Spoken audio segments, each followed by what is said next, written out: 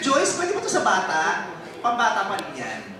Kasi syempre, hindi naman siya papayag na lumampas dun sa target namin. Kaya, ano lang yun, pangilite, pero hindi naman talaga, mas likod lang ng balikat na naman. Sa inyong dalawa, since mag-best friends na kayo, mas awkward ba or mas madali na kayong dalawa yung magkasama sa ganung scene? Or kung ibang tao ba? Siguro mas madali. Oo. Kasi pag iba, katulad dati si Derek Ramsey, nahihiya ako. Eh kay Coco, hindi ako nahihiya. Kampante kami sa isa't isa eh. Yun yung ano namin. Actually, may mga iba pa kami eksena na mas parang medyo intimate. Wow. Pero alam niyo yung ano, kami, ang ginagawa namin, hindi kami nag-uusap. Hindi naman na parang wala naman dating. Siyempre may tension pa rin dahil lalaki ako, si Vice, yun nga.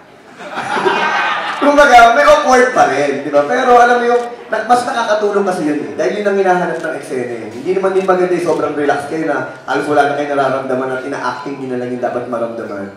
Pero ang kinaganda kasi, alam mo yung nakakatuwa na lumalabas minsan yung mga ganun pagkakataon. And then si Direk Joyce, sabi ko nga, actually, doon ako nabilib sa kanya eh. Alam niya kung ano yung limitation, alam niya kung hanggang saan. Kasi kami, artista lang kami, hindi naman. Sabi ko nga, ngayon ko nalaman na naging Junie pala siya before, kaya alam niya na ng mga dapat gawin o hindi. Kaya yun.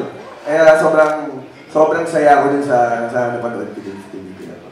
Is it rekindling your friendship with Nadine, with the gang?